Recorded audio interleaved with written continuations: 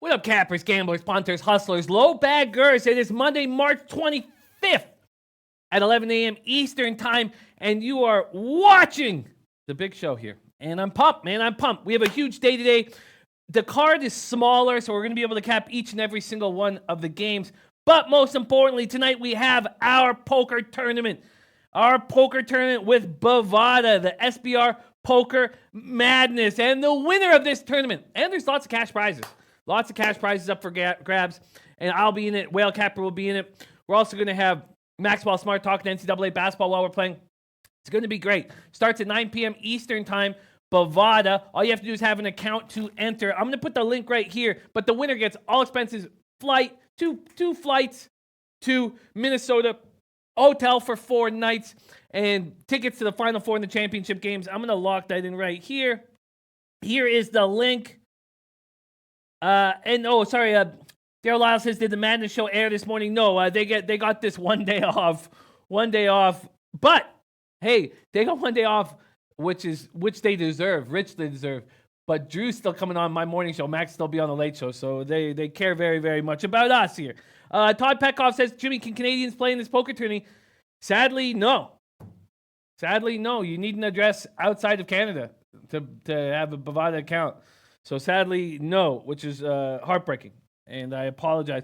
Teddy B says, Jimmy, show me love, killer week in NCAA ball. I'm glad you had one. I went 6-6, and extremely aggravating, horrifyingly aggravating weekend with, as it said off the top, how the old overtime monster affected a couple of my unders. Teddy B says, got Duke live at plus 200. What a wild spot. This weekend. All 16 NCAA teams advanced. Never happened before. 16 favorites advanced, all 16 favorites advanced. Wild stuff. Okay, there is the link to the tournament, and any other questions I can answer, but 9 o'clock Eastern Time, you need a password, you need a couple different things to get in, but please join us. Lots of cash prizes, and then this giant prize up for grabs, and I can't win any of it. I'm just there to knock people out. So shout out to all the low baggers in the chat. We got a big show today. So as I said, Drew Martin will be joining us in about 45 minutes. He'll go over college basketball, but I will break down the NHL card, and then I will also break down the NBA card with all the great NBA cappers we have, especially Dan Kelly right here joining us, who already has a play. Says 76ers, Orlando Magic under 220 minus 105. I got on this last night. Like the Distiller is always saying, you got to get to these early. I also like first half under 112. Absolutely, it's totals. And I know we've been talking about whether or not you should wait for the injuries to be announced, but I think totals, just go ahead and beat these moves. Shout out to all the guys in the chat. Joe Rich Ramirez, Dan Kelly, Yo in the house, Andy Townsend, A-Town ready to rock. Jansen Bonson ready to go. Raul Rogers, Vegas Gun, love seeing Vegas Gun. Matt Randall, already coming with his taint play of the day. Man, that taint play of the day is very popular. He's on the DePaul Longwood under 156. I've already copied and pasted that. Drew Daddy in the house says, was there no SBR Madness show this morning? But I think we should give Drew Daddy a shout out for his call. And there was a couple of you. It wasn't just, what's up? Sorry? We got the changes. All right. I'm still live, though.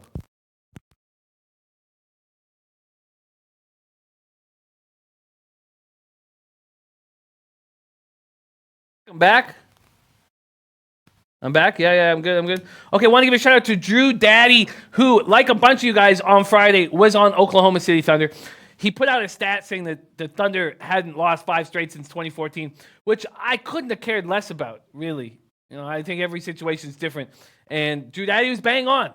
The Raptors keep losing at home. The Raptors no longer have the best bench in the league. The Raptors are a mess at the wrong time of the season. And we've seen a lot of teams in the NHL in a mess, like the Sharks right now at the wrong time of the season. Huge upsets, too, in the NHL this weekend. Seen Detroit beat the Vegas Golden Knights in overtime 3-2. Another situation where if the minus 1.5 is worse than minus 120 or 125, don't take it. And that saved us here. Okay, let me go back to the shout out. So we have Enid Monet ready to rock. Jeff Joseph, Series Business Trainer Tone. Gate Pass Key says, hey, NHL value the play day for me. Value play of the day for me. Nice. I like that, Kate Pesky. We need one from you. Sabres puck line. Listen, this is a big NHL card, and I've already made one bet, but there's only one other one I really want to make. So looking forward to breakdown. Richie Rich here with us, another great NHL capper. Big Ragu in the house. Big Ragu. We have the Florida Derby coming up on Saturday, so I know Big Ragu will send us some glory because he just absolutely nailed the Gotham Stakes out of Aqueduct. Now, at the Fountain of Youth Stakes, which is the prep race for the Florida Derby, I had Bourbon War, who lost by a few feet. And this is a half furlong longer, this race. It's, I believe it's 9 furlongs. Oh, no, sorry, I think, so it's 8.5 furlongs, this race, and it was a mile. The Fountain of Youth was a mile, 8 furlongs. And I watched that race 6 times yesterday. I watched all of Bourbon War's races. I watched, who's the horse? Sorry, I just went blank. So it's a Bourbon War. Code of Honor won. And Code of Honor went off at 9-1. And I don't think I'm not going to back Code of Honor here. And then I'm forgetting the horse that was favored, but I can't wait to break that race down. So this Saturday, not only will we be breaking that race down, but Beat the Bag. Beat the Bag is here this Saturday. Florida Derby, Beat the Bag. I'll be talking about it all week. Today we'll focus on the poker tournament, but I'll be talking about Beat the Bag all week. And last Beat the Bag was that day. Not the Fountain of Youth Day, but was the day when Ragu called the Gotham Stakes and did it so spectacularly well. And 5 out of 88 people beat the bag. 5 out of 88 people beat the bag. And it's a free contest. And also, this is the last one before the Kentucky Derby one where we're up in the ante, up in the prizes. But it helps if you guys get involved. So I'll be talking about it all week. So let's keep rolling. Base Kniff now. Sasha Talchard. My man Rico Money is on the over.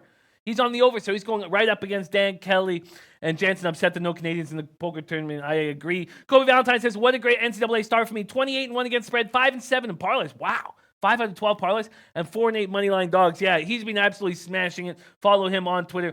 Brian Watson, ready to go. Viper NB says, anyone like the Jets in NHL tonight? I do.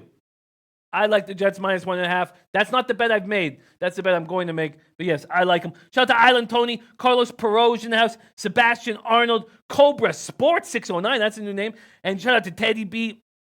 Okay, Dan B in the house.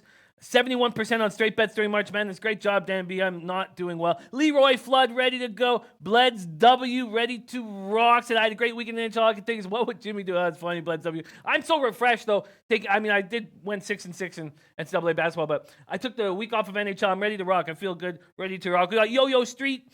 Dan Kelly said this is the final straw. Discriminating against Canucks war. I like it. Freddie Krueger says, who needs wins and who needs to tank in NHL? Extremely important. Shout out to Freddie Krueger, great capper. We got Yo-Yo Raps. He says, Raps, shake my head. Teddy B says, Jimmy, quote me, the dogs will be barking this weekend. Yeah, I'm looking forward to break those games down. And we're going to take a look at what we think is going to happen in this next round with our man, Drew Martin. But importantly, there's a couple big games that we do want to talk about. West Virginia's playing Coastal Carolina. We're going to talk about that thing. Also, South Florida, Utah Valley, South Florida, 2-point favorites. We're going to talk about that as well. Big Ragu said, had spin-off in the LA Derby. Beautiful. Ragu, I can't wait. I just can't wait to, in Louisiana Derby, I can't wait to hear your breakdown of the Florida Derby. So please put a video up so we can drop it on here. And yeah, got place money. I watched that race. So Raul Porwando says Orlando. So now we have Raul Porwando and Dan Kelly going up against Rico Money. JF in the house. WW Train. Daryl Lyles says, had a great Sunday. Iowa +7.5. North Carolina first half -7.5, and UCF +13.5. Beautiful stuff. And Anna Merrick, our man, says, good morning, low baggers. Bagged another night in MMA. Who with me on Pettis at +375. I was watching that as well. Great job. Jeff Joseph says, under a Winnipeg Dallas game tonight, Jimmy, 5.5. Just starting to play defensive hockey. They are, but for some reason, I'm just a little hesitant. To take that, but it makes perfect sense. And Jeff Joseph, and I believe it was Joseph Montalto, a couple of you guys were saying, but especially Jeff was saying, get on the Stars Penguins under 5.5. Get on as soon as possible. That game was on Saturday. He was saying that on the Friday show. That cash 3-2. Shout out to you guys. That fire on a 4-0 run. Tomer says Toronto doesn't care about their seeding. They just want to be healthy getting in the playoffs. That still bothers me, Tomer. I don't know if it bothers you. Also, Tomer, we need to connect. If you could email me at jimmythebag@hotmail.com because you have $100 American coming to you very soon. No, I'll wait until the last second to pay it to you until the Flyers are eliminated from the playoffs. But you have $100 American coming from you. Great bet. Congratulations. You got me right in the drink hole, Tomer. Hope you feel good about yourself. So you have $100 American coming, when they're eliminated. Okay. Kobe Valentine says Raptors are finally healthy. Give them a week or two to gel. Man, we've been waiting for that for a while. Shout out to WW Trainer says that hat is fire. We got Drew Daddy says, got you, Jimmy, brother. Yeah, you did. You did, man. You did. And I was thinking about you that whole fourth quarter going, God damn, Drew Daddy got me. Adam Lastman ready to rock. Okay. Cobra Sports got Iowa yesterday plus 21.5. Jesus. Jerson Rivas ready to rock and roll. Okay, we got a great group. Jorge, don't play. Joey Avang. Shadow. Beautiful. We have Shadow in the house. Shadow, we've been thinking about you and just love having you here in the show and always sending you strength and energy. And just love you so much. So great to see you on the show. Thank you for joining. We got Hoop Banging Sports Talk, which is my man, Big Boss. And Big Boss had the LA bag party, but low bag party, man. I was so excited that you guys did that on Friday night in Long Beach with everybody coming out. We got Richard Lee Dan T saying to calm down. I get it. Vaughn Polo, okay. WVU Catbird. We got Anna Marek says, I love you for putting me on the Flames. They're turning it up, and I love our futures. Yeah, and I never added to them, though. I never added to them. So I only have the 100 at 28-1 to win the Cup, 100 at 14-1 to win the... Oh, I guess I added on the division. So I have 100 on them at 14-1 to win the West. I have, from the beginning of the year, plus 560, but just 100. I wish I had 200 on, but just 100 at 560 to win the division. And then I added a hedge that almost blew up in my face. But I added the hedge. You guys may remember a couple months into the year. I put I put 500 on the Sharks at plus 200.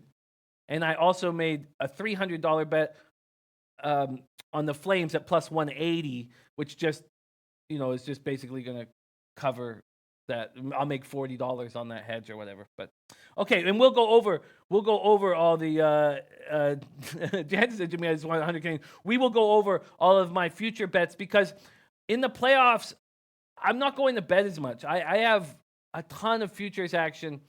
And I'll break down every game, and I may make series, but I'm not entirely sure how I'm going to handle the playoffs. But I don't want to compound losses on teams that I already have futures action on at big odds.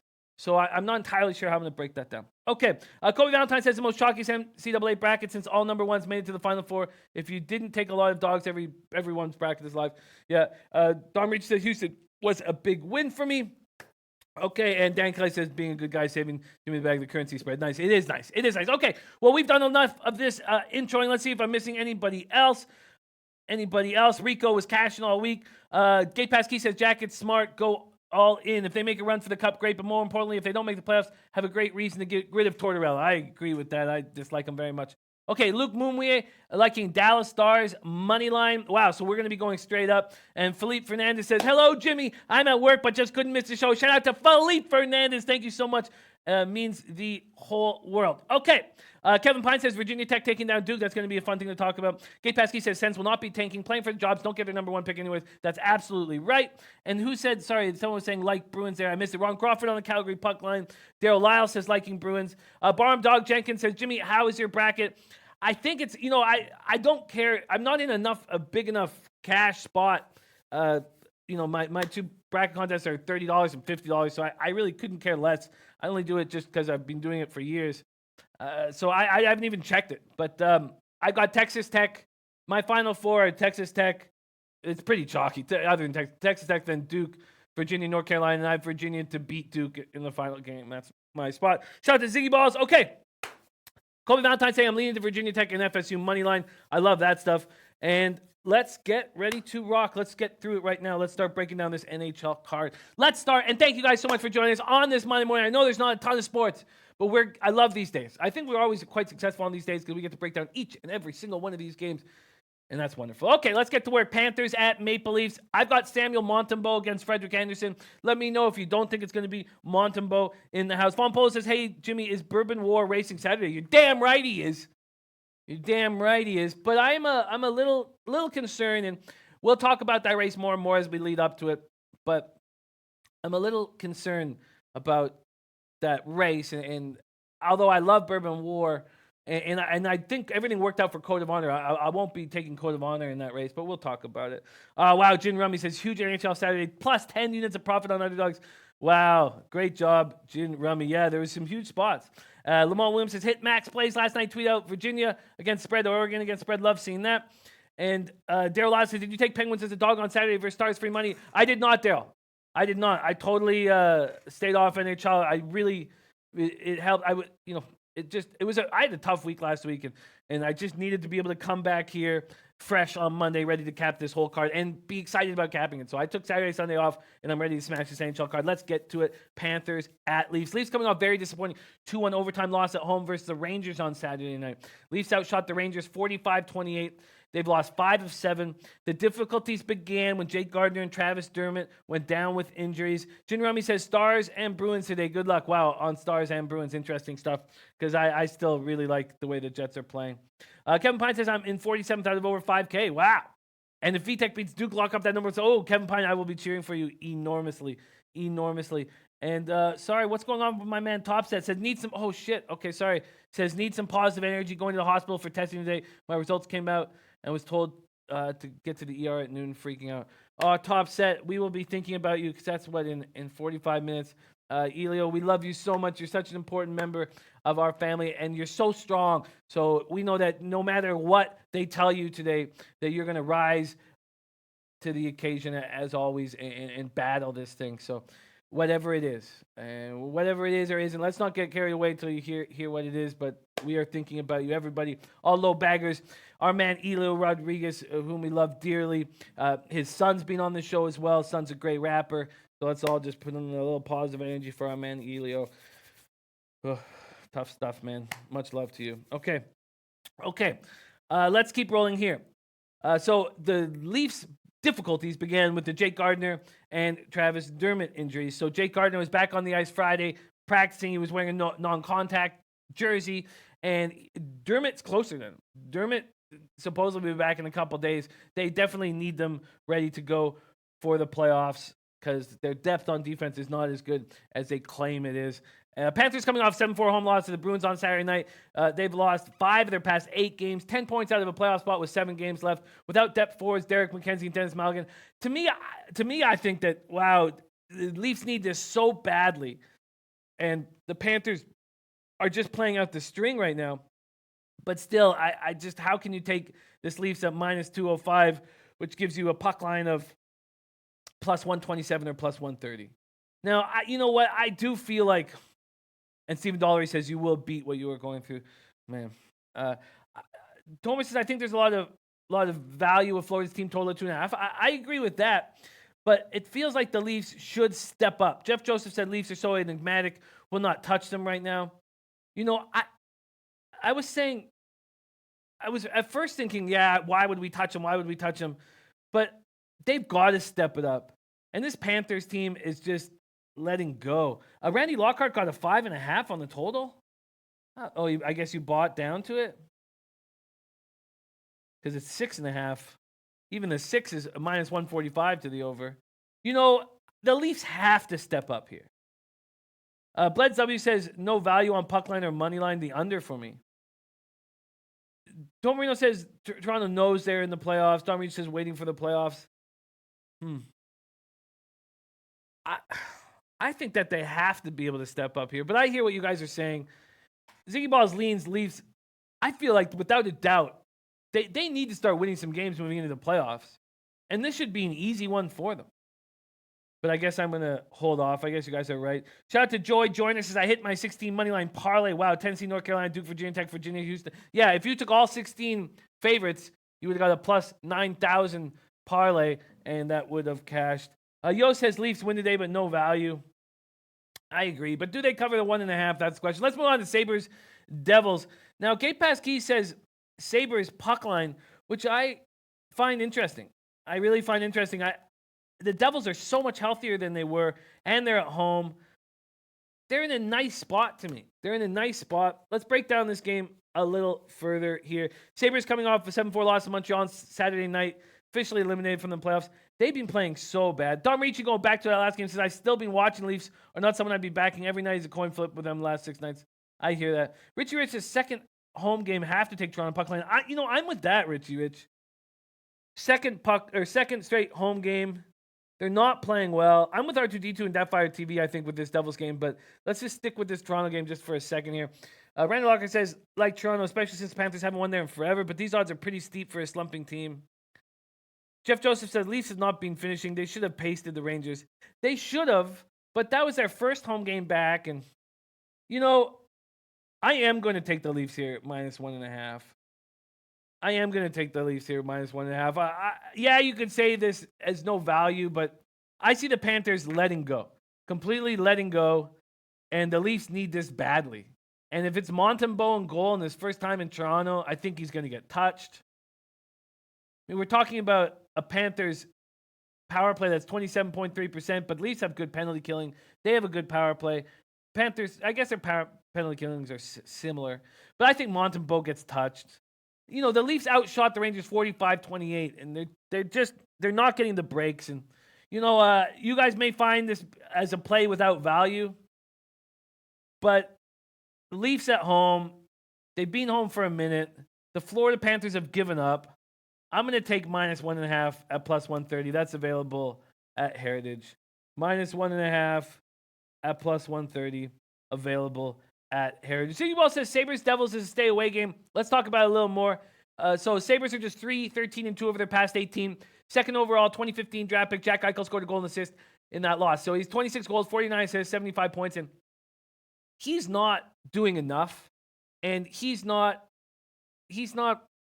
played up to the expectations that I had for him. And maybe he's just not that good. And second overall pick in 2014. So they had second overall picks in 2014 and 2015. They got Sam Reinhart and Jack Eichel. And Reinhart did not have the expectations of Eichel, but he's improved every year. And has Eichel maybe a minuscule.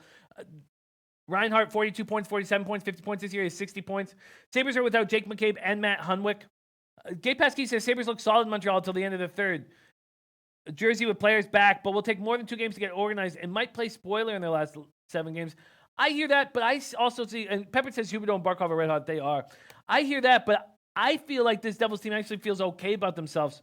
Since Mackenzie Blackwood got lit up on March 12th for 9 goals, he's 2-1 in his last 3 starts. He's just coming off stopping 23 of 24 shots. That was a Coyotes team that needed the win badly. This is also the final game of their 4-game homestand.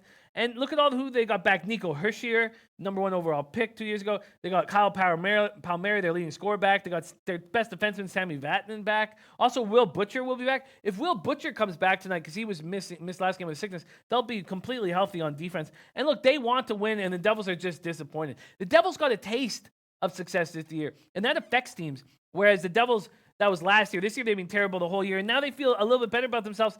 In saying all that, I am going to take the Devils at home here. I am going to take them on the money line at home. Needed to say these things out loud. Don't like going up against Gabe Pasquis by any means, but I'm going to here. Bet online, give me a +101, and I'm going to take the New Jersey Devils at +101. I really see the Sabres as just a team that's not playing with any care or any heart whatsoever. Let's keep rolling along. Randy Lockhart says very high chance, 99% of the tight game that might be decided by 1 goal. New Jersey team is among 5 most overtime unfriendly teams. Interesting breakdown, Randy Lockhart. I agree. Tom Moreno says first round of NHL playoffs will be great. I'm very excited about the playoffs, but I think we can take advantage of the divisions that are weak, and the Central Division is just weak. Central Division is weak. I'm looking forward to rocking this playoff very, very much with all the futures I have in play, and almost all of them live. Well, not really, because I did have Flyers and Panthers futures, which are gone, but not too much. Yeah, Yellow Jesus, that'll happen. You know, that'll happen. That's just what happens when people in that situation that he's in. Yeah, there's nothing we need to worry about here. Let's keep rolling. Penguins at Rangers. This was a play I already jumped on, the under 6 at +105. That was available at Heritage. Let me see if I beat a line move. I know it's early to beat a line move, but let's see if I did beat a line move here. I didn't. Wow, people taking the over. +109 at BetOnline now and +108 at Pinnacle. It's even juicier here. But I was talking about this, for like a week and a half or 2 weeks, how low scoring the Penguins games. Jim Rami says there's no value if you can't mention your price, because your price is actually the probability you take to hit your bet. So put that in your little head, because if a price dropped, heavy value is gone. Okay, interesting. Matt Randall says, when do you start using playoff push as a factor in your NHL capping? Right away. Right now. Right away. Absolutely. That's very important to take in. But we got to see which teams are playing with heart, which teams aren't. Adam Lastman says, easy under in 6 Pens Strangers. I'm shocked that the Rangers Pens game is moving against me. I was shocked to see a plus line when I got it. Randy Lockhart says, since January 19th, Rangers have never won 2 games in a row. Wow. Sabres also dealing with that record as well. Pens are playing tight, low-scoring games. We've been talking about it for a long time. Tomer says, Pittsburgh is playing great, but this line looks inflated. I can't take the Penguins here. I can't take the Penguins here without Malkin. It's a huge... These road favorites, it doesn't succeed. It just doesn't. You don't succeed that way. Dom Regis says, Rangers coach talked in length about teams like them, and the Devils having a hard time after the trade deadline when vets are gone, but not so much when out of the playoffs. It's human nature. I feel that. Shout out to the Sweaty Butcher. Says, got to get to work, guys. Hit the afternoon show and help out with some NBA. We'd love that, Sweaty Butcher. Absolutely love that. Lil J, ready to rock. Says, swept the card yesterday. Love hearing that. Okay. Let's talk about this game more. So Penguins coming off 3-2 win at Dallas on Saturday night. Pens are playing tight, low-scoring games. 13-4-4 in their last 21. 8 of those wins coming by 2 goals or fewer. 8-1-4 during this stretch in games decided by 2 goals or less. They're now 2 points behind the Islanders, 3 behind first place Washington. So in their last 6 games, 1 of them has gone to 6 goals. The rest have been 5 or under. Lamont Williams says, I'm parlaying Winnipeg moneyline and Calgary -1.5 and New Jersey moneyline. Interesting. And shout out to Ant-Man D, ready to rock. Okay, let's keep rolling along here. So this Penguins team now 2 points behind the Islanders, 3 behind first place Washington. Crosby didn't get a point Saturday night, but last 21 games, he has 10 goals, 21 assists, playing incredibly well. Guentzel also scored Saturday, 2 goals shy, becoming the 20th player in team history to get 40 in the season for the Penguins. He has 9 goals in his last 12 games. Malkin's still week to week. We'll keep you updated when he's coming back. Murray 7-2-2, 2.08 goals against average, 939 save percentage his last 11 starts. Ole Mata has not been cleared to play yet. Defenseman Ole Mata is hurt. He's been given the green light to take contact. And so I'm expecting him to be back in the lineup soon, but it's extremely important to have him in the playoffs. Chi says, do Penguins have the most playoff experience of all the contenders this year? You have to think that they do. I mean, I don't have the numbers in front of me, but you have to think that they do. Chad Ruweidel, expected to be a long-term, another defenseman, but not nearly as important as Mata. Zach Aston Reese also out long-term, a depth forward for the Pens. Rangers snapped a 5-game losing streak Saturday night with 2-1 overtime win at Toronto. As was said earlier in the chat, they haven't won back-to-back since January 19th. They're 8-12-6 since winning 3 straight during those days. They have no Chris Kreider. And shout out to Dave L.A. in the house. Love that. Love that. Jesus said, Jim, will you have a competition for a new co-host? That sounds very interesting. It's a great idea, yo. Jesus. Kreider was sent for an MRI exam. He's probably going to miss tonight's game. And they don't have depth. They're also out without Jesper Fast. He's an upper body injury. He's a top 6 forward for them. He may be shut down for the year. Mark Stahl, lower body injury, questionable tonight against Pittsburgh. He did play against Toronto, but was hurt and limping after the game. We will see. Richie Rich says total should be 6.5, which tells me under 6. I'm on the Penguins under 6 here, even though the line's going against me. Penguins, Rangers, and I did not beat that line move. Very interesting. Let's move on to Bruins at Lightning. Boston split the first 2. Oh, and when we talk about, sorry, I know we're moved on to that game, and I do this too often, but we're talking about totals here. This Rangers power play is just dropping off the face of the earth since they lost Zuccarello and Hayes. And their penalty killing is 26th in the league at 78.8% against the Penguins' 5th-ranked power play. So the Penguins have a distinct advantage. I'm just not going to back them here. All right, let's keep rolling. Animeric says, oh, shit, I'm in on that competition to be coast. I'll even grow a mustache. Hey, I like the sounds of that. Top Cat Cough said, all NHL games went under. I feel like teams tighten up on the defense this time of year. You're absolutely right, Todd, and they all did go under. That Salami was a huge under. Lil J says, under in Tampa Bay. Boston game, anyone? Boston has split the 4 games. Split 2 of the 4 games this season series against the Lightning. They lost 3-2 on December 6th in Atlanta, and then they won that big game 4-1. Now, Tampa was on the second half of a back-to-back, I believe. A bunch of us were on the Bruins in that spot. That was February 28th. Bruins are coming off a 7-3 win at Florida on Saturday night. Still no Krug with a concussion. He skated on Sunday at practice, but wearing a no-contact jersey, so he'll be out for a little while longer. Kevin Miller will not return. He's still dealing with an upper body injury. Hasn't been in the lineup since February 22nd. And then Matthew Griselsick will not return on Monday. He's also dealing with an arm injury versus Tampa. He's been out since March 10th. They'll need these guys badly. Come playoff time. Gene Remy says, I was on most Pens unders recently because of my total discrepancies, but not tonight. Interesting. Lightning had their 7-game win streak snapped in the 4-3 overtime loss in St. Louis on Saturday night. Braden Point scored his 40th goal. This guy just does so much. He's such a special player. Yanni Gord missed a second straight game for his 2-game suspension for that hit to the head of Stahl on Thursday. Jordan Stahl, that is. Strawman close to returning from his lower body injury. He should be back at some point this week. Girardi, though, out indefinitely now. All that said, I don't want to mess with this game. Anna Merrick says, I'm nervous about the Bruins Lightning. I lean Lightning puck line because they're just so damn good. Rem Mo says, Rask, Vasilevsky, both confirmed. Vasilevsky, 36-9-4, 2.33 goals against average, 9.28 save percentage, 6 shutouts. Tuukka Rask, 26-10-5, 2.35 goals against average, 9.18 save percentage, and 4 shutouts. All said and done, I don't really want to get in the way of either of these two teams, so I'm staying off of it. Randy Lockhart says, possible playoff matchup without a doubt. Without a doubt, especially with the way the Leafs playing, you have to think these guys will be in that Atlantic final. Bolts off a rare loss against the Blues. Nothing really to play for other than maintaining good habits heading to the playoffs. Yeah, I agree with all that. And Todd Peckhoff says, yes, looked tired, but the spot was not good last game. It wasn't good. But I'm not going to make a move here. I'm going to stay off of it. Let's just see what you'd get if you wanted to make a move here. The total is at 6, heavily juiced to the over, up to minus 125. And money lines and totals here. Money lines and totals. Yeah, Tampa Bay at minus 144, minus 145. Yeah, I just not going to get in the way of either of those teams. Randy Lockhart says Boston covers the spread last 5 games as an underdog. Tom Marino says Tampa's obviously been great, but they've lost 2 straight, decent amount of times this year. Yeah, they have lost 2 straight a couple times. Okay, let's keep rolling. Golden Knights at St. Louis Blues. So we're still seeing Malcolm Subban in goal right now for Vegas. Actually, says, sorry, just got here. You on any unders in hockey, Jimmy? Yeah, I am on one right now, actually, and it's gone against me. Line's gone against me. I'm on the under 6 in Rangers, Penguins, and Jin Rummy has been on a lot of these unders. He's not comfortable jumping on here, and the market's going against me. The market's going against me, so I'm still. I mean, we talked about the Penguins' last 6 games. Only one's gone to 6 goals, and the other 5 have been 5 goals or less. I'm comfortable here. Kate Pasky says, I will take the Bolts puck line against 70s Soviet Union team or the Oilers in the 80s. Wow. Yeah, Kate Pasky, you've been cashing. Shout out to Chris Gill in the house. Okay, Chris Gill, is it Guile or Gill? I don't want to be pronouncing your name wrong. You're too important to the Low Bag fam. That's been in my head last little while. Could you let me know how to pronounce your last name just so I don't mess it up? Okay, let's start rolling now. Blues coming off snapping that 17-game winning streak by the Lightning. We just talked about that. Binnington, 39 saves, now 24-1. Unbelievable. He's just too shy of Jake Allen's rookie record. They're now 4-0-1 over their last 5. They've won 10-12 at home, and 2 things have happened. They got Tarasenko back, and Schwartz started scoring. Those 2 things happened. This is a dangerous hockey team.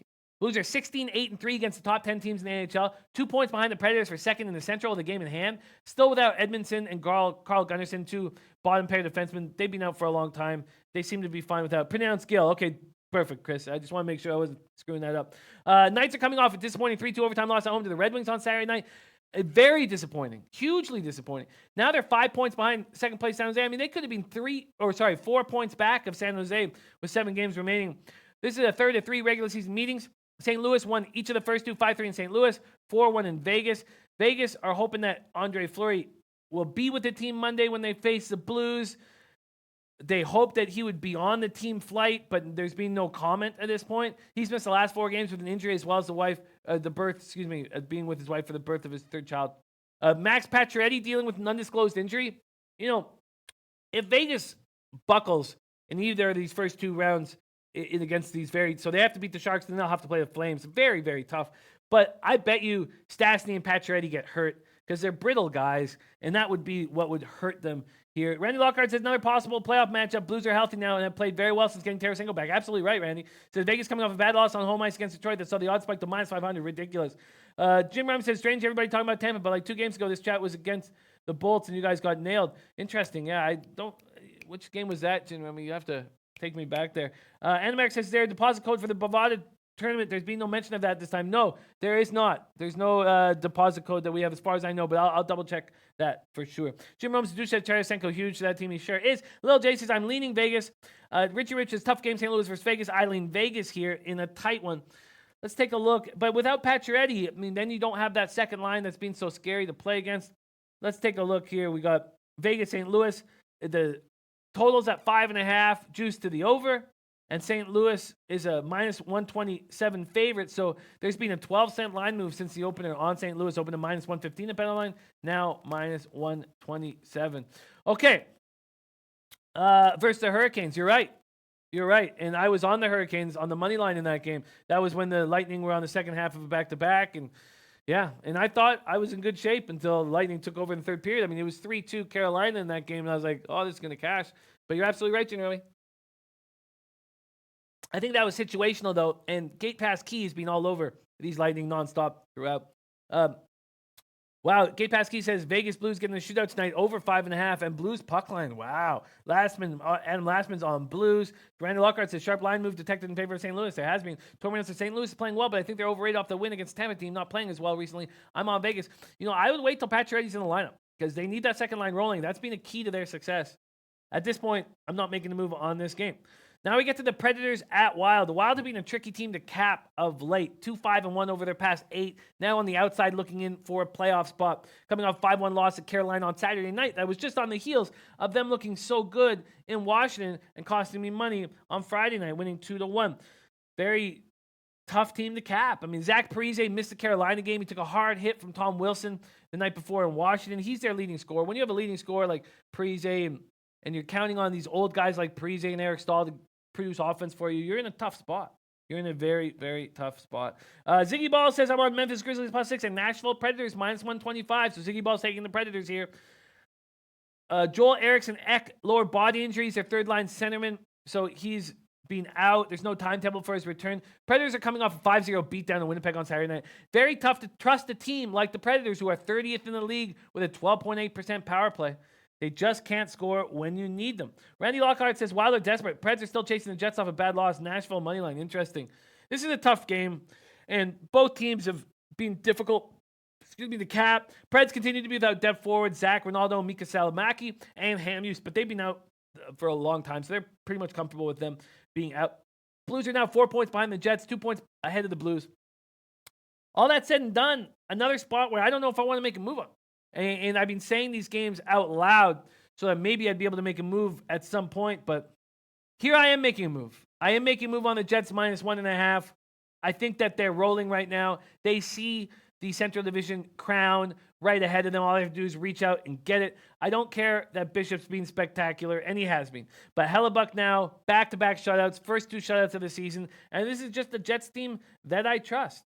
A Jets team that I trust. 6th in the league with 3.36 goals per game. Still fine goals against at 2.89. And 4th power play ranked in the league, 25.3. And Stars do have a good penalty killing. But if I have to trust a position or trust a situation, I'm going to trust the Jets to start rolling. Red Girl in the house. Love seeing that. Love seeing that. Okay, let's keep rolling along here. Stars have scored 10 goals during this homestand. So they lose 4 games in the last 5. They picked up just 3 points on a 4-game homestand where they needed it desperately. When it comes down to it, you just can't trust Seguin. You just can't trust Jamie Benn. And Zuccarello was a great pickup. It was a spectacular pickup. And then they got nothing out of him because he broke his arm just in a fluke situation, blocking a shot. And he already had a goal and an assist in his first 10 minutes in the Stars uniform. Let's see. Jeff Joseph says, on this under, Jimmy. Ziggy Ball says, head-to-head with me, Jimmy. Okay, so you're on the Stars. A few people are. No doubt. A few people are. Yo-Yo Street says Red Girl fire under last night with the Lakers. Okay, let's keep rolling. Junior Remy says Stars open to +136 and there's a value side to me too. Market and I both agree.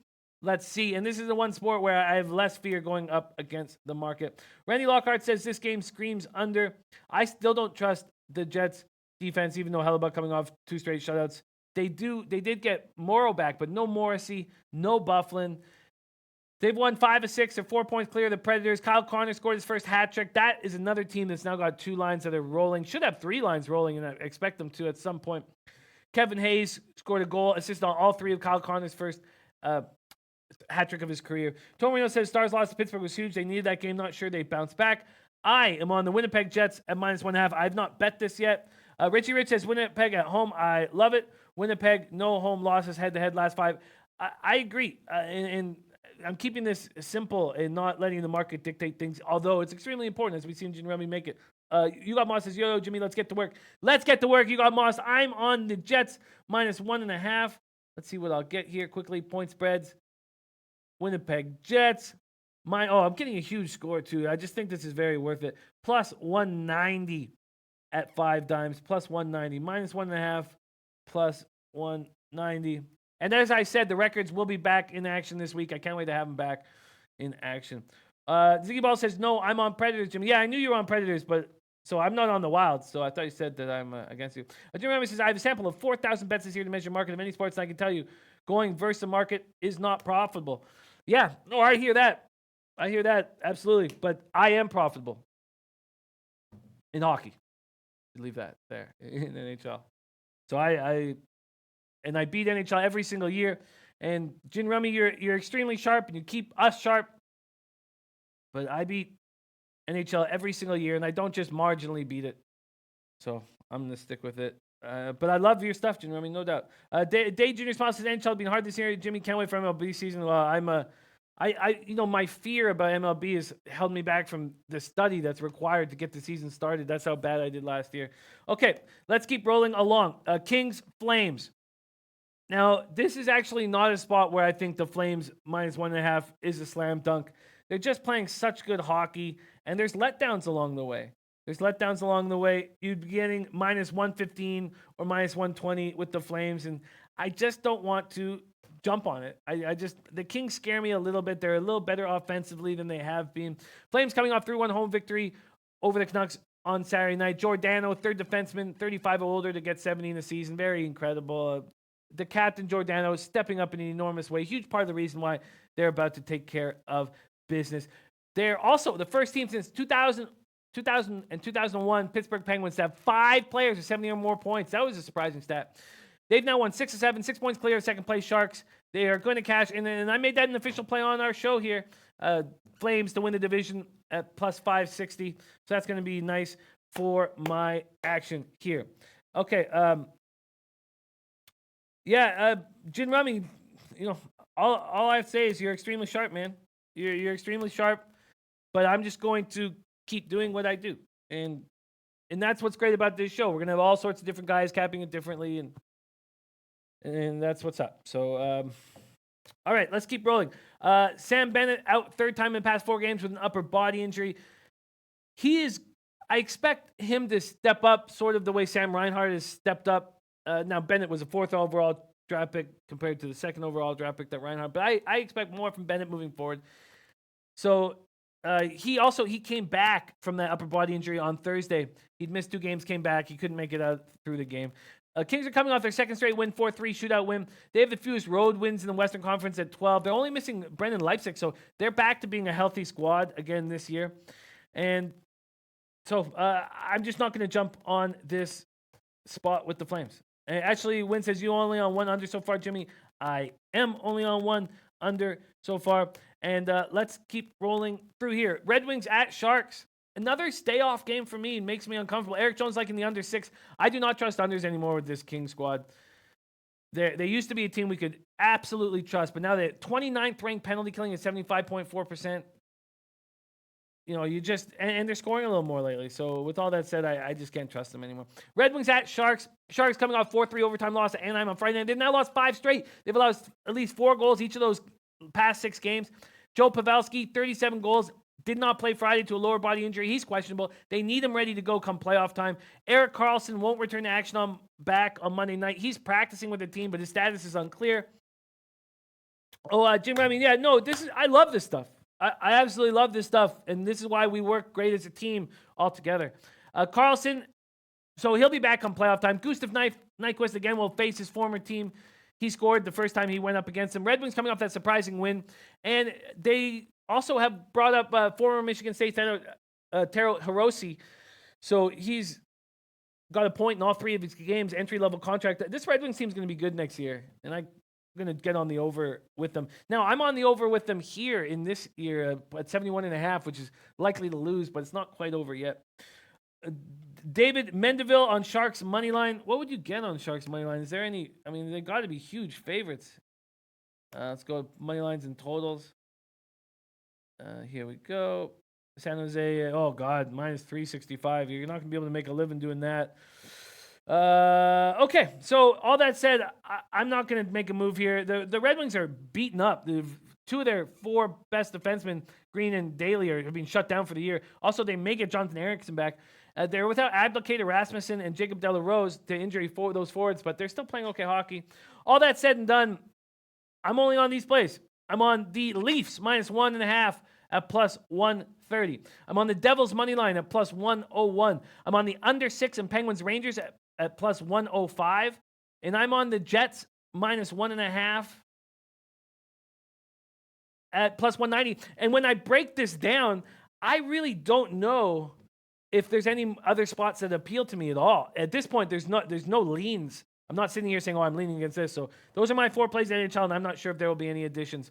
Let's move on to this little NBA card, but let's find angles and let's figure out how to make some cash because we've been running nicely in NBA, although I did go 3-5 on Friday, which was disappointing. But as soon as my records come out, I'll be very interested to see, and I would expect to have a better record in NBA right now than I do in NHL. All right, so we've already heard a differencing of opinions on this spot. We've already heard the under being liked by Dan Kelly and Ralph Portwando in Philadelphia, Orlando, and the over being liked by Rico Money in Philadelphia, Orlando. It opened up at 222.5 at BetOnline. It's now at 218.5. And Philadelphia opened up as much bigger favorites than they are right now. They opened up at 4.5 road favorites. They're now at 2. Jordan J says Magic plus the points. Ralph Portwando says Orlando plus 3 and under 220. Daniel Hernandez also leading with Devils with me. I love that. Telly18 says, love the NHL. Contact Jimmy. Thanks. My pleasure, man. My absolute pleasure. Okay. Ben Dover also liking Orlando and the over. Yeah, this is, let's break this game down. We got to be able to find something here. Gabe Paskey says, everyone on Devils makes me feel good about my Sabres puck line. Hey, it's nothing wrong being against the public. And we'll see where the market moves in that game, Gabe Pass. Okay, Daryl Lyle says, leading Sixers. The question here is, Magic have won the first 4 games of this crucial 5-game homestand, but against minnows. And now the Sixers come in with Embiid expected to play. I mean, they beat Cleveland, Atlanta, New Orleans, and they barely got by Memphis. So, I mean, they've taken care of business, but they had to come back from a 14-point deficit against Memphis. And now comes the tough games. They play the Sixers tonight, and they've got to really be careful about minutes because they are in Miami tomorrow night. All that said is, okay, look, Jordan J says Sixers' biggest square move of the week. Man. I mean, it's uncomfortable. I'm very uncomfortable going against the market here in NBA, whereas I'm not in NHL. The Yellow G says Sixers money line, free money. And then, Jordan J completely against it. Wow, you got Moss betting against his Jazz. I got to... Team Williams says Orlando. Why? Ziggy Ball says I lean Sixers tonight. I know Magic are desperate, but I just got a feeling. The question is, and Rico Money says way too low, but Adam Lastman like in the under. Daryl says I see the under with more value. Listen, with this, with the Magic and totals, I've had a tough time unless I'm taking the unders. I've done well with unders, but overs I'm very uncomfortable with. Randy Lockhart says when the Sixers hosted the Magic without Embiid back on March 5th, they won by 8 and led the entire game. See, to me, this is going to be a much, much, much tougher spot for this Magic squad. So Magic have been playing great defense. Let's talk a little more about the total. They've allowed 103.8 points per game in their past 14 games. That's NBA best right now. So they've taken over from the Spurs. Orlando is also first in opponents since the All-Star break, opponents 3-point percentage. So they're defending the perimeter very well. I'm just 30.7%. Second in defensive rating and 6th in defensive field goal percentage.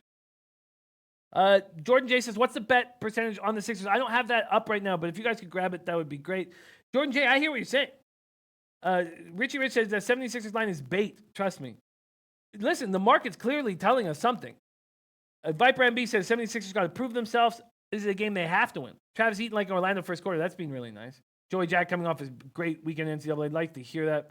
Okay, let's keep rolling. Philadelphia 2-1 against Orlando this season. Each team winning on its home court. But 2 of the meetings were early in the season. Embiid has played in 6 of the past 7 games. 40 points against Milwaukee March 17th. 37 points against Boston on Wednesday. And then he went for 27 and 12 against the Hawks. And that was a disappointing loss on Saturday night. 129-127. They have to be better. Randy Lockhart says Magic burning hot here. But Magic's recency win streak feels especially hollow when you consider, who they've beaten. I agree. Yellow G says we own Orlando, Jim. I know you guys do, but there has to be... I do understand, what's being broken down. Rayhan Hyder says under or nothing. Can't trust Orlando and Philly as a road favorite. Ain't worth it. Wow, under or nothing there. Listen, Jordan J has a ton of points. 75% to 80% bets on Philly. Wow. Ben Sports 24/7 says the Magic to play tonight. Jansen saying Philly's currently at 60.4% of the action. Wow, this is a very, very interesting spot. Let's talk more about it. Okay, so Butler is rolling 25 points in the loss against Atlanta, 5th straight game of 20 plus. James Ennis questionable, but that's not too big of a deal. Benjamin Creasy says it feels like a spot where odds makers moving this line this much to create the illusion that the sharp side is Orlando based on the movement. I don't buy it. Probably Sixers. Wow, that's very, very interesting. Randy Lockhart says Philly rings the bell. Wow. Tomer says Philadelphia was just on an impressive winning streak before the loss to Atlanta and an obvious letdown spot after Boston. On point, Wayne said Embiid will have a field day in the paint with Magic having injured centers coming into the game tonight. Randy Lockhart said 76ers will win. Listen, I'm going to have to keep watch on this. I'm going to watch the market move because it's not appealing seeing all the money coming in on Philly and the line moving. All right, so that's what's up there. Let's keep rolling to the next game. And we're going to talk all about these games in our late show, too. We're going to have a lot of time to break down each and every one of these games. Let's talk Thunder, Grizzlies. Thunder opening up on the road at -5.5, now -6. This total opens at 220.5, now down to 218. Let's talk about it. Thunder coming off a very, very important game that Drew Daddy called. 116-109 win at Toronto on Friday night. Stopped their 4-game losing streak. Now they're in 6th place, tied with the Utah Jazz, but holding the tiebreaker after sweeping the season series. Thunder are expected to have Dennis Schroeder back. He rolled his ankle in the 4th quarter of the Toronto win. They say he's going to be okay. They won the previous two meetings between the teams, both in Oklahoma City. Grizzlies coming off a 112-99 loss at home versus Minnesota on Saturday. It was the second half of a back-to-back after losing 123-119 at Orlando the night before. They've lost 4 or 5. So they're probably going to have no Joakim Noah, who's still dealing with right knee soreness. He tried to come back. He couldn't. So there's going to be no Joakim Noah, no Avery Bradley, who's still dealing with the shin contusion, no Jaren. Oh, Jaren Jackson Jr. actually could return tonight, which would help, but no Kyle Anderson. He is done for the year. Adam Lastman, like in the Oakland, OKC, Memphis over. Now, all of the totals so far on this NBA card have been going down. Bend over liking Thunder and under. All right. Tom Marino says markets move based on money, but okay, but not sharp bettors oftentimes. Based on money, markets are right and wrong. I hear that. Bend over saying Thunder and under. Okay. And Bleds W says Sixers the suspect, like the over. And that's in the Sixers game. And Randy Lockhart saying Grizzlies happen to score around 100 in some games and hitting 120 and 30 in other games. There's nothing in that. Doesn't make me want to take either side. Do we trust the Thunder here is the question. Raul Portwando saying OKC -5, so he bought down to the 5 and the under 220. And he got in nicely there. Now at 218. It's interesting. I never know, just like Randy said, I never know when this Grizzlies team is going to erupt. Okay. Yellow Jesus says OT type game. Yeah, it's an uncomfortable spot. Uncomfortable spot here. And, Javon Carter is playing fine. And DeLon Wright is a guy who I really believe in. Okay, we're about to move on to college basketball. Let's touch on these last 2 games quickly. Suns, Jazz. Jazz coming off 114-83 win at Chicago on Saturday night. They just seem to pick and choose when they dominate. And it's just so annoying. Base Kniff says, can't trust OKC. You're right. You're right. And them as road favorites has been something I just will never go back to. I'll just never, ever. Big road favorites, that is. Suns, Jazz here. Opening Jazz at -14 now at -15. We already heard you got Moss say, I'm going against my Jazz team here. When the Jazz just pick and choose when they dominate. They just pick and choose when they dominate, and it's extremely annoying. Utah held Chicago to 36% shooting, 2 for 16 from 3. They were up 70-36 at the half, and that was after a loss, 117-114 against Atlanta, and a lot of us were on Atlanta in that spot, but I wasn't. I was on the under, and in all honesty, it was only King Rail that was on the money line on Atlanta, which was truly spectacular. Both Ski, Prophet, and I were on the under here in that spot. But this Jazz team has won 6 of 7. Suns have lost for the 5th time in 6 games at Sacramento on Saturday night. They led by as many as 14. They lose 112-103. They've held just one of their opponents in their last 8 games under 110 points. Terrible 113.2 defensive rating. They're turning the ball over nonstop. They average a league worst 20.6 points per game off turnovers over their past 8 games. They're a bad team, and they signed Jimmer Fredette who's been in China for the last 6 years to change that. That's not going to happen. Thomas says Utah hasn't been consistent this year because they haven't had a consistent second scorer to go with Mitchell. Rubio is healthy now, idling Utah. Hugo Moss says Jazz win, but former coach Igor in Phoenix, they won't embarrass him. We love Igor. Oh, that's very interesting. You got Moss. Rapawana says lots of chalk, -14. You know what? I agree. I think 15 might be too many points. 15 might be too many points. Wow, 15's got to be too many points. You know, Dean Williams says 15.5 seems like a live line, and this team is after a team is smashing a team already. Wow, and Drew Martin joins us. Jimmy from BYU. That guy was awesome. Yeah, he was awesome at BYU. He was awesome in China. See what he can do in the NBA. All right. I'm not going to make a move on the Suns +15 at this point after the way the Jazz have been destroying people. But we'll keep a look at that market move. Then we finally have Nets Blazers. Nets have won last 2 stops on this big 7-game road trip. And, you know, rallying from that giant deficit was very impressive against the Kings. And then they beat the Lakers 111-106. And I was afraid to take the Nets even though King Rail was all over them. That was a mistake. And they got 3 former Blazers on that roster, on that Nets roster. Crab's injured. Dealing with a knee injury. He's missed the last 4 games. But Ed Davis, a nice pickup. And Ed Davis, you know, I liked him when the Raptors drafted him years ago. He's a nice bench piece. And they have Shabazz Napier, who was sick last game, who is going to be back. 3 guys that may want to deliver a minute. I don't know if they do. I don't know how much they care. But I like Ed Davis. Portland's won 6 of their last 7. They've looked good without McCollum, who Lillard says won't be back. He's not expecting him back then before the regular season ends. Jordan J. liking Blazers -6. Todd Petkoff says only one time Phoenix covered in the last 5 games. You know, we're going to break this NBA group of 4 games down very intensely on the Slate Show. We're going to have a lot of focus on it. Let's see what Randy says here. He says, Nets barely won against Lakers, barely won against Kings, who are worse than equal to them. Today they will face a Blazers team who's way more fast-paced and should outrun them by miles. Randy Lockhart liking the Blazers. Tomor liking the Blazers. Jordan J. liking the Blazers. And JF says, if you like Phoenix, then the over is the play. But that's a very interesting look because, like all the totals here, they've all gone down. And Phoenix Jazz is another one. That's a really good point by JF. That's a great, great point. Okay, everybody leading Blazers. Portwando, Greg Ruiz, Eric Jones liking the over. I would wait. That keeps dropping. So, and Base Connect says all these NBA sides suck. I'm not making a move yet. This is kind of a tricky 4-game card, but I will have moves come late show. Viper MB on the first quarter. Drew Martin, thank you so much for joining us. Drew, you are joining us on your day off. What a great guy, man. That means so much to the low baggers everywhere. First off, how was your weekend and how are you doing today? Jimmy, thanks for having me on, man. Always fun to be on the show. And, dude, weekend was awesome. It really is my favorite weekend as a sports bettor, as a fan. I think of the whole sports betting calendar. It's right up there with the start of college and NFL season. It's just a fun day to watch the games. That Thursday and Friday, it's almost like you can't even keep up. Got so many bets going, so much going on, trying to just take it all in. It's really crazy. I know a lot of the low baggers out there know exactly what I'm talking about. And then just yesterday, you know, the game's ending. I really wish UCF would have been able to pull that off against Duke. Going toe to toe. Got to tip my cap to UCF though. It was a heck of a game, probably the best game of the weekend in my opinion. And my Auburn Tigers are still in it. So from a fan perspective, it's still fun, Sweet 16 action, and excited to break it down for this upcoming weekend as well.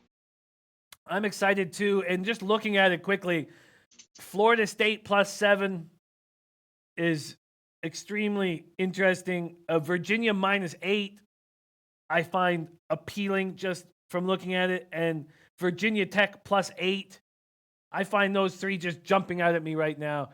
Is there anything jumping out of you?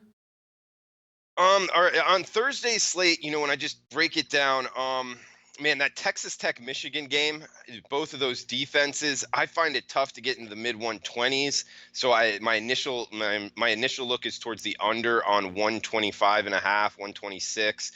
I really like Virginia at 8, anything single digits against, you know, a Pac-12 team, Oregon. They have played well, but coming out of that sub bracket, I do think it was a weak sub bracket. So finding themselves in the Sweet 16, I don't think is that surprising. Now they're going up against Virginia, who's one of the best teams in the country. I would look to lay it with the Cavaliers in that one. LSU, Michigan State on Friday. That's going to be a slugfest. And I like Michigan State to come out on top. To cover the 6, that's a different story. Got to break that one down a little bit more. Auburn, North Carolina, that's going to be a fun one up and down the court. If Auburn's hitting their threes, I think that one gets up and over the 163. Virginia Tech and Duke, like you talked about. I mean, I'm not really looking to go against Duke, especially that scare that they got. I mean, UCF played them tough went right at him. Taco Fall at the next level. I think he just made a lot of money going against Duke like that. But that's a different story. Houston and Kentucky, that's going to be a slugfest to end it. Houston's played well. The AAC in general, with those two teams playing well, and then versus Kentucky with what Calipari's been able to do there, the defense that they're able to really pressure against Houston. I don't think they've seen it really all year long. So that's going to be a fun one. Just a full slate of great games, man. So initial looks, I would look towards Texas Tech, Michigan under as far as right now, the bet that I've placed that I'm comfortable with. Yeah, those are great looks. I like him as well. I think I got to jump on this Virginia -8 as soon as possible. I don't think that sticks around. And I like the Florida State +7 as well. Drew, we talk a lot on this show about the psychology behind betting, and I always reference The Undoing Project, a book by Michael Lewis about these two Israeli psychologists, and also first chapter is about Daryl Morey, the general manager of the Rockets. But I talk about the psychology behind plays and behind things, and Taco Fall was spectacular in that game. But by him saying out loud to the press that he would not let Zion Williamson posterize him, because he said that, he fucked up that last play. He did not need to foul him. He did not need to do anything. He should have let Zion Williamson go right past him. And that was a mistake because it was in his subconscious. What he said, he was thinking about it nonstop as he saw Zion come over to him. And if Taco Fall had just shut the fuck up and not said that thing about Zion, UCF wins. UCF wins. Yeah, that's a great point.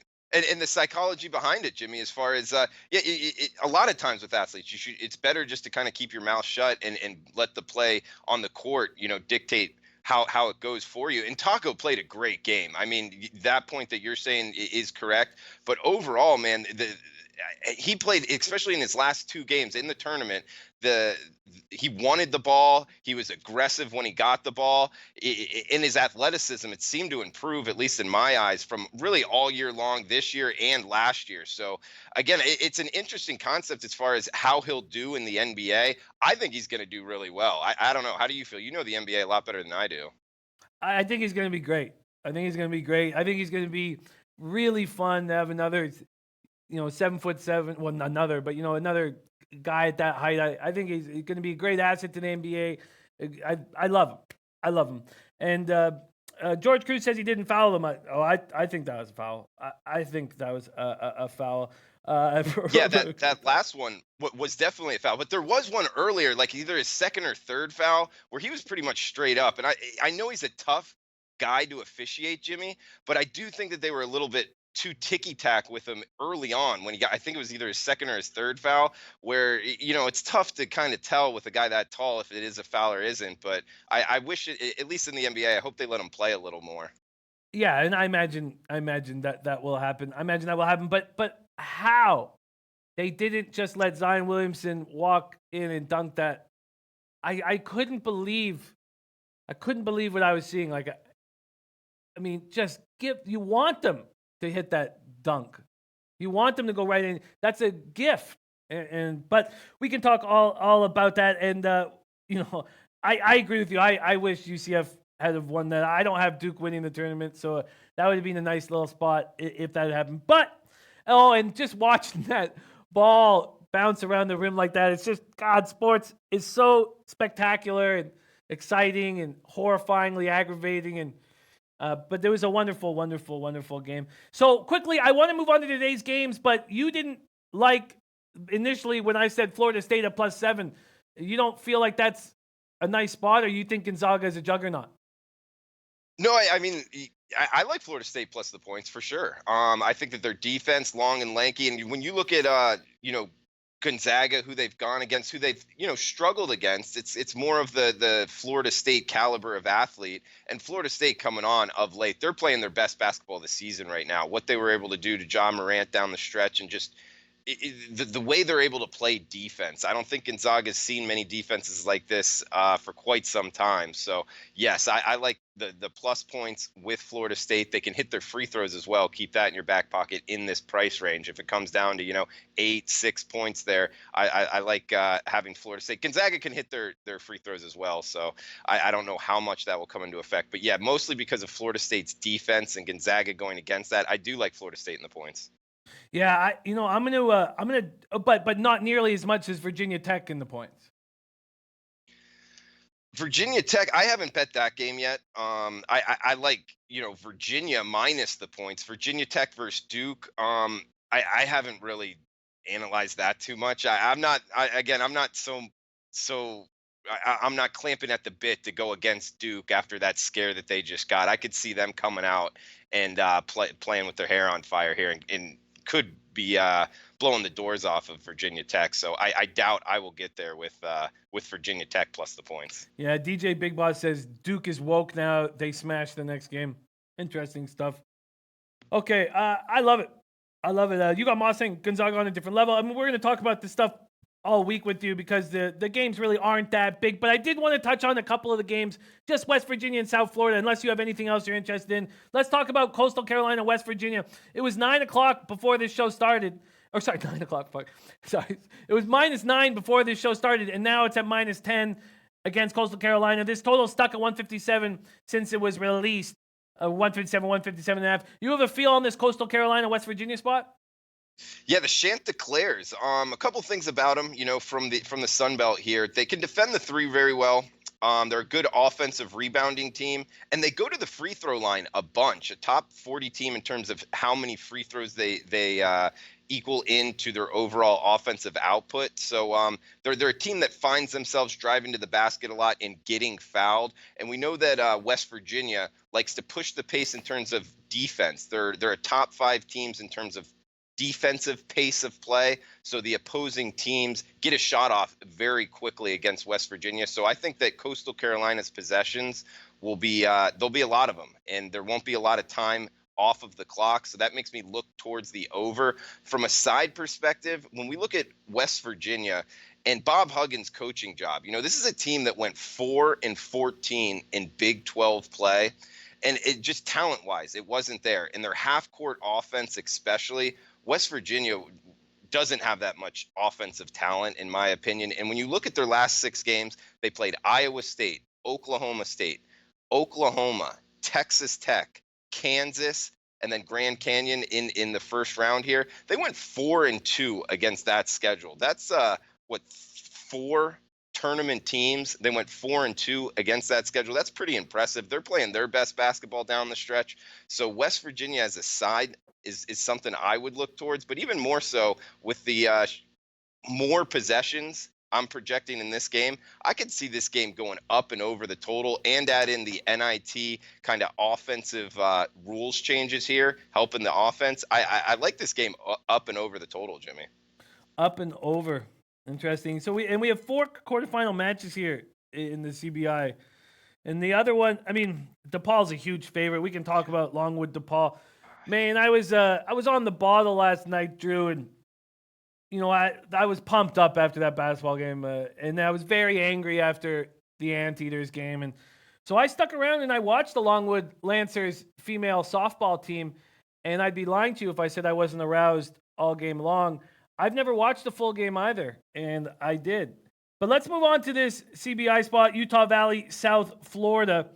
Utah Valley, South Florida, opening South Florida at -2, now -2.5. Total opening at 146.5 and stay there all day. Utah Valley's a good team. And these teams don't know each other. You know South Florida very well. What do you think here, Utah Valley, South Florida? Yeah, I had that last game wrong as far as if CBI game, not NIT rules. So just wanted to clear that out. But this game, for as far as play of the day, this is the bet I like the most on today's card, Jimmy. Utah Valley, this is their 3rd straight CBI, and they're catching 2.5 here against USF. From the WAC, the Wolverines, Utah Valley Wolverines, Mark Pope, the head coach.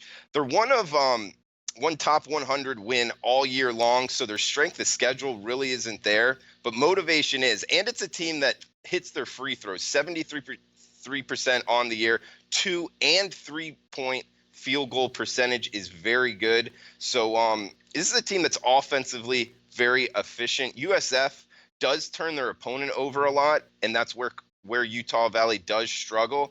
But USF, this year, pretty good defense, not very good on the offensive efficiency side.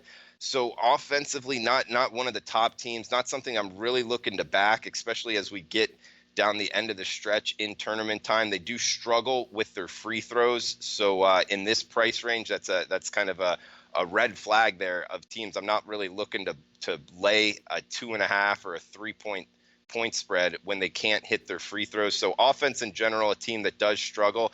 And I do want to read a quote here from Utah Valley head coach Mark Pope. If we win a CBI championship, I'm going to get the biggest banner ever made. Too big to even fit in the UCCU Center, Pope said.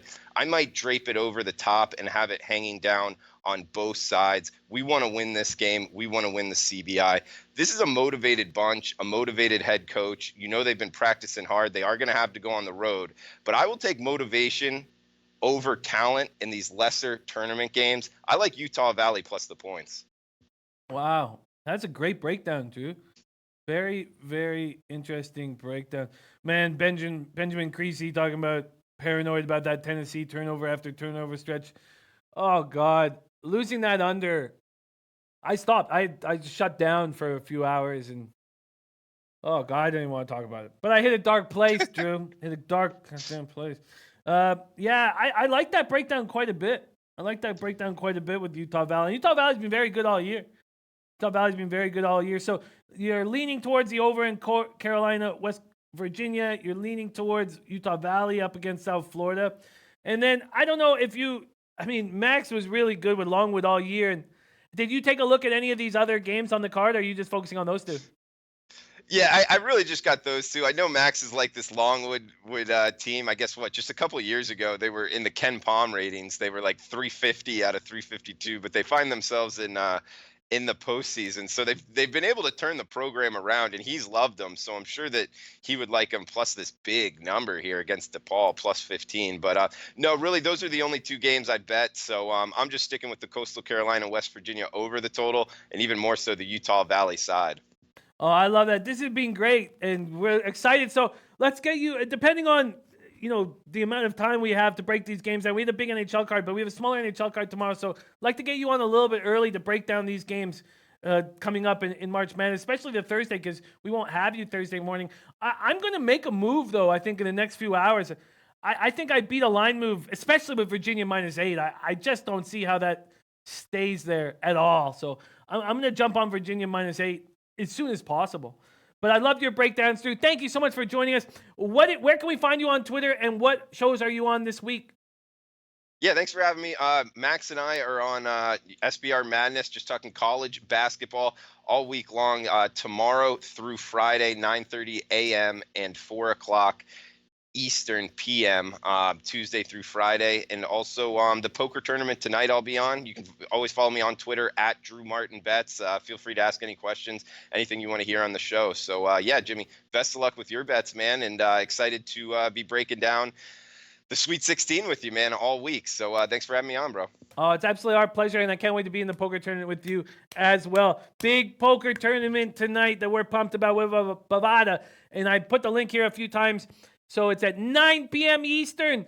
So that'll be 7 p.m. here in Costa Rica, 6 p.m. in Los Angeles. Hope to have you guys all involved because we have big prizes. Big prizes, especially first place that gets an all-expenses-paid trip to Minnesota. Flights to Minnesota, hotel for 4 nights, tickets to the Final Four and the championship games, and will be spectacular, man. And this is Sweet 16 Elite 8, man. I try my best to go every year, and last time I got to go to Chicago, and it was wonderful watching Syracuse beat that heavily favored Virginia team in the final. It did cost me a $2,000 parlay, but was memorable. Thank you guys so much for joining us. So we're going to have a great show in the afternoon. We're going to have Maxwell Smart joining us. We have the 9 NHL games, 4 NBA games, and then this light college basketball card. So we'll be able to break down each and every one of the games. And thank you to all the low baggers. We have no show without you guys. You guys are the ones that make this special. And my only plays right now, Maple Leafs -1.5 at plus 130. Devils plus 101 money line against the Sabres. Penguins Rangers under 6 at plus 105. And the Jets -1.5 at +190. Much love, you guys. Thank you guys all so much for being a part of this show. Let's get to work. Let's make this afternoon very important studying going on. But most importantly, Leche, Alo's Bookmakers.